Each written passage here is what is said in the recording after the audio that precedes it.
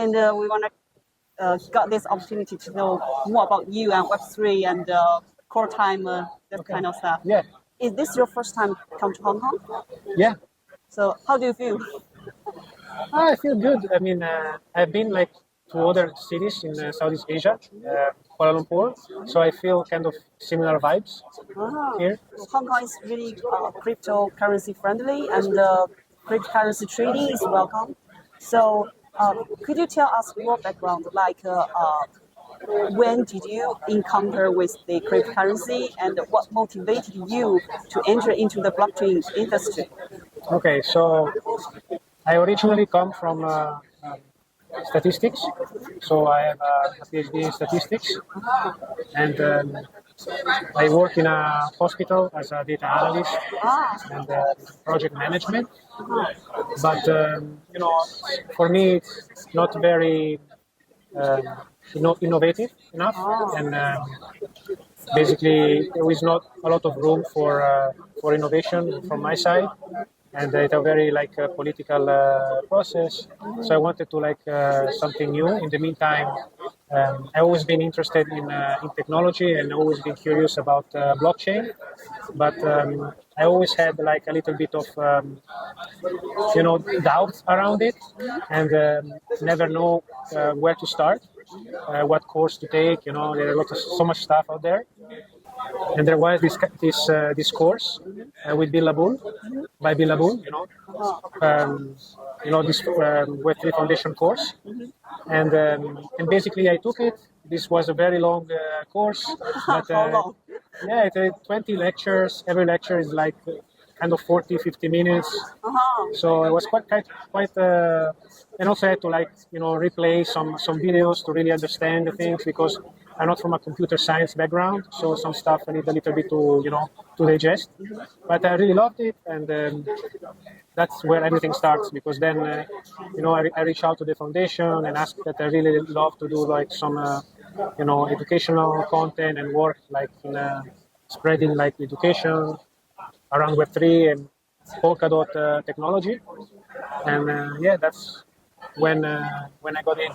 Yeah. So it's been more than 1 year since you got into Web3 Foundation? Yeah, I joined in August 2022. Could you tell us more about Web3 Foundation? What is it? The foundation is basically has this flagship project that is Polkadot. Of course, it's called Web3 Foundation, which means that anything related to Web3 is supported, but really, I would say 90% of the projects that the foundation supports is around the Polkadot ecosystem.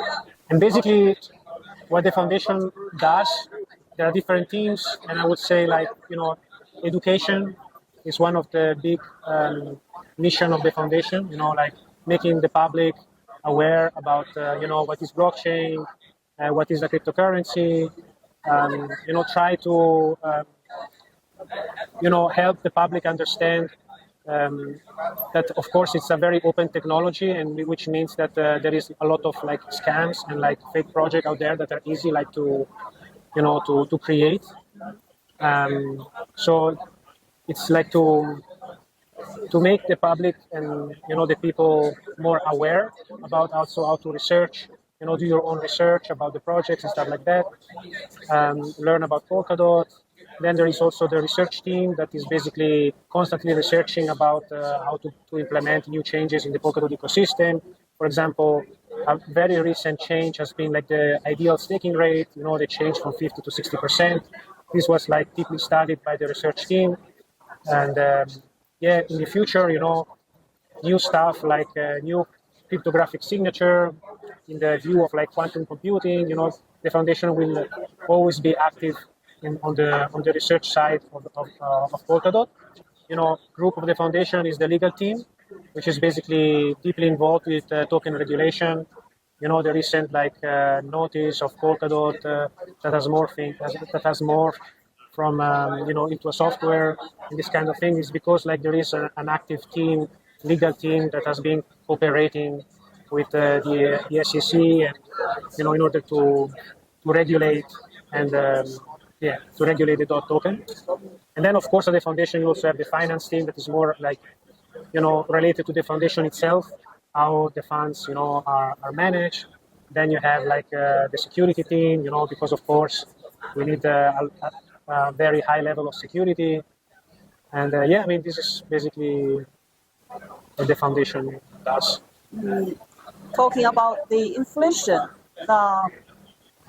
do you have any idea like how to solve the inflation problem in Polkadot? Because this is the focus of everybody. Yeah, it's not something that has to be fixed.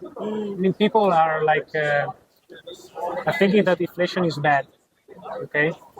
But just because they think they relate to inflation in their own country, or in Europe or in the US, where these are like countries that have been already developed.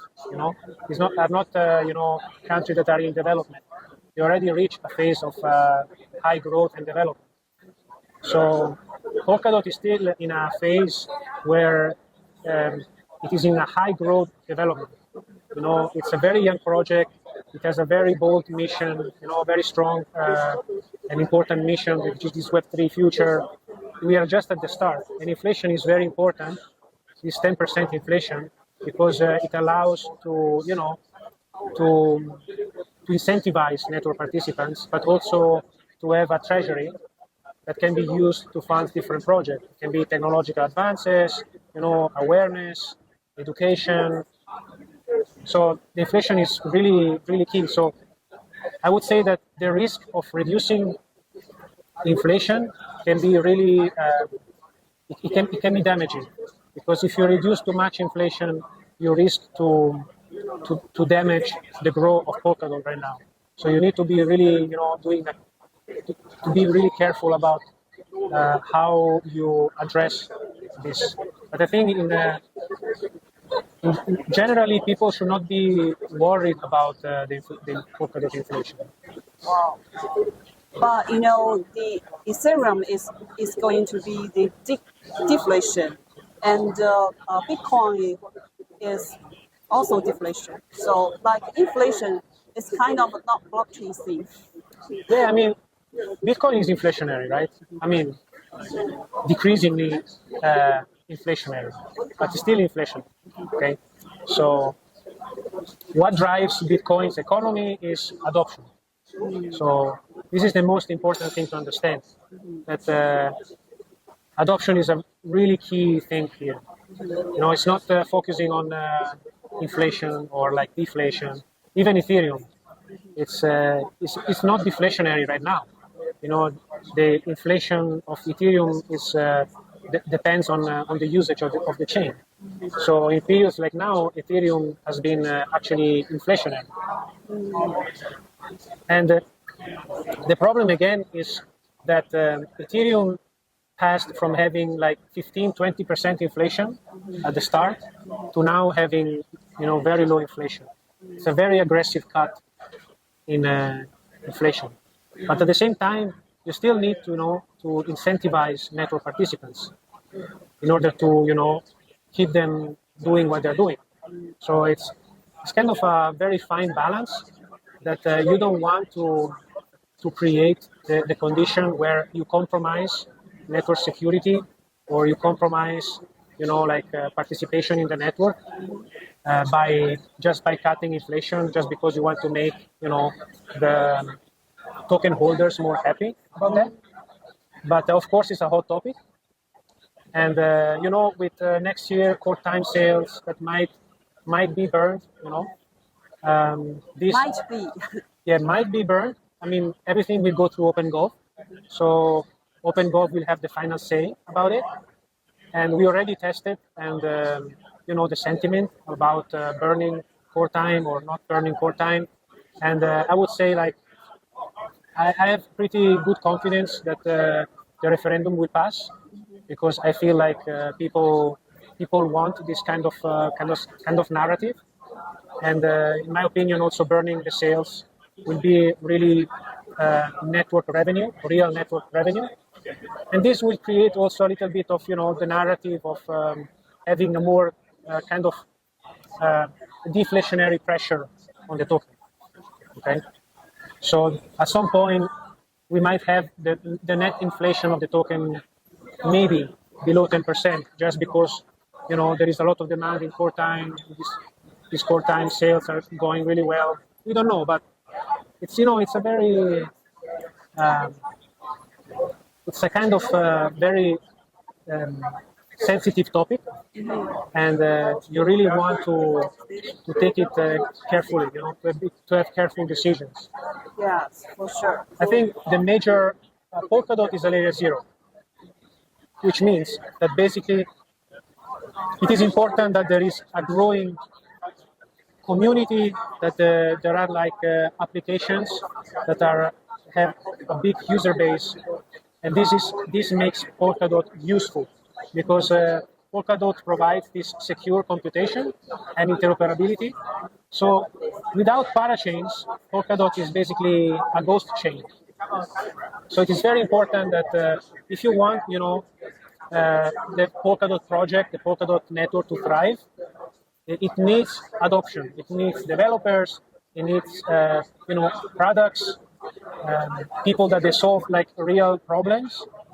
It needs institutional adoption, and I think that's it. I mean, focusing on inflation is not. It's kind of a waste of time. We are just at the start. Focus on growing. Yes, at some point when Polkadot will grow and will reach full maturity, and we don't know when this will be. Of course, the inflation will not stay like this forever. It's like this has been also with countries. When they reach a grown phase and they are fully grown and stable, at some point the inflation should be reduced. So that's Talking about the growing of Polkadot, the Cortime is a huge change, and what do you think of Polkadot Cortime? What benefit the Cortime could bring to Polkadot ecosystem? Cortime itself, like the world, does not change anything. Because Cortime is time on a Polkadot core, okay? And Polkadot has already cores, okay? It has 50 cores, and parachains are already kind of securing core time right now through the slot auction mechanism. The thing is that the slot auction mechanism, you create kind of an elite of projects. And it's a very competitive system where you're competing with other projects to access the core. And the more you bid, the more likely it is that you get the slot. So you're kind of missing out a lot of people, a lot of smaller kind of projects that can have awesome products, but they cannot just access it right now because it's way too expensive for them. That's where this Cortime marketplace comes in. So the slot auction mechanism will be abandoned, and there will be this Cortime marketplace.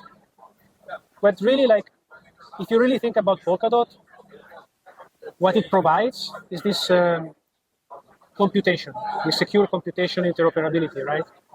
So you can design a system where you basically, instead of buying, or instead of securing a slot for 2 years by locking tokens, you basically allow people to be more flexible, and you tokenize Cortime. If you tokenize Cortime, Cortime becomes kind of a commodity. It can be traded, it can be sold, And it means that if you buy a Cortime NFT that is 4 months long, you cannot use it next year for 4 months. It will be from now to the next 4 months, or to the next 4 weeks, So the thing here that people that buy the Cortime NFTs, they will either use it, or otherwise they will need it in some way to trade it and resell it, because the more time passes, the more this NFT will be the price will decay, because you lose kind of time on the core. So I think like in this way you create this agile system where you can procure this core time, and from the other side you have this new agile core time, because now you have one parachain, one core, so very non-flexible thing. In the future you have like this pool of 50 cores that will be assigned to parachain based on their needs. So you basically shift the focus from the single parachain to the fact that you have this resource, this computational resource that can be used for this application parachains, like traditional like computer CPUs work, right? So it's a very flexible, agile system, and you need a very flexible, agile marketplace to procure this core time. And the slot auction are not optimal for that. But Cortime, one of the purpose of Cortime is to lower the developer entry barriers. But now developers have to buy, but in other systems they don't have to buy. Do you think the buying action is actually a kind of a barrier for developers? I mean, in other system you don't need to buy, you said, right? But you also have in other system you have a fee-based model, right? Where you can have a very high fees in order to use the blockchain. In Polkadot really is not fee-based. It's the transaction fees are quite low. Everybody can use Polkadot, and this doesn't change in period of high demand or low demand. Okay, so you have to think about what Polkadot is offering that is not really similar to other blockchains. Polkadot is offering this like block space as a service, and this block space has specific features that other chains don't have.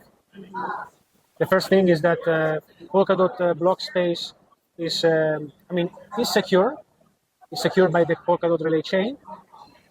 It is flexible because basically what the relay chain block space stores is like state proofs of all these layer ones. This is actually what is meant for, and it's available because there is really a lot of block space that can be used, right? So there is a lot of supply, and this is good. And at the same time, you also have to think that access to cores allows you to communicate with other projects, right?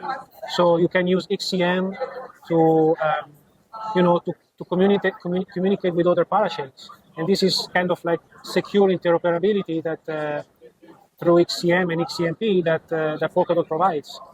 So all this nice package of features must have a value, right? You need to acquire. You need to acquire kind of this core time in order to access this service. But at the same time, the fees across the whole ecosystem are very affordable during period of high and low demand. So it means that already that no matter what the period is, you will be, there is no problem of doing multiple transaction, XCM transaction across chains, or within the same chain. It's not like other system where during period of high demand you have like huge spike in transaction fees, where you're limiting actually the use of the system. When do you think Cortime will launch? So Cortime Agile Cortime will launch between the end of the year on Kusama, and Polkadot probably will be Q1, Q2 next year. That's what has been mentioned around. It might be a little bit more delayed, but I would say definitely next year we will see Cortime. Yeah.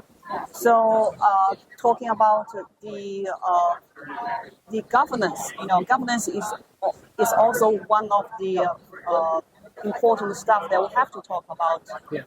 And OpenGov has launched for like more than half a year, right? Yes. Can share us about some feedbacks you get from. Okay, so overall, I think OpenGov is like awesome. You have this possibility to vote, to propose a referendum, to get people, vote on the referendum. You have different tracks, depending on what you're proposing, and you have all these tools in the ecosystem, like Polk Assembly, Subsquare, to analyze, to see how, the votes are going. You can also like propose and directly like submit a referendum on these platforms. All these like kind of tools around around OpenGov, they really facilitated a lot the use of governance.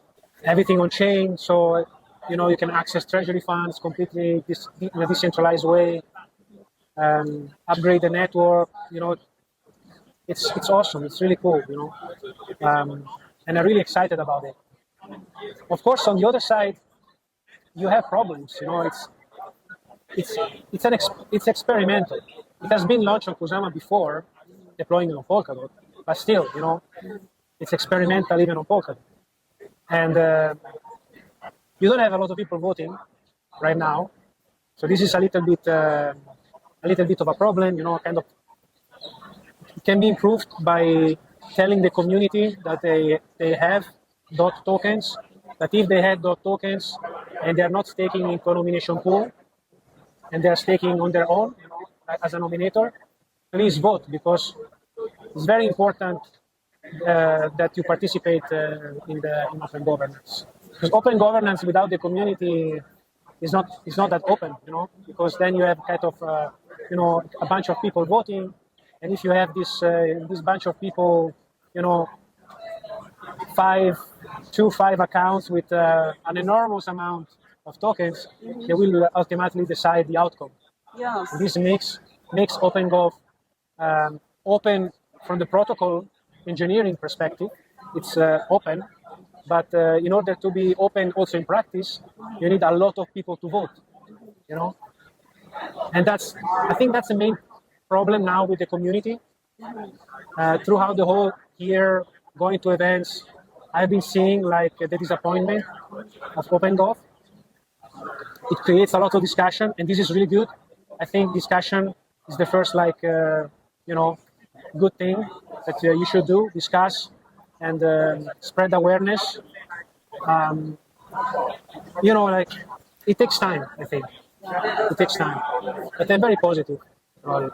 And because PolkaWorld submit proposals as well, and from our perspective, the big whales have a great say on each proposals. I know that a lot of some institutions, they are collecting votes and to decide the proposals. And do you have some plans to solve this problem? I don't think you can really solve this problem.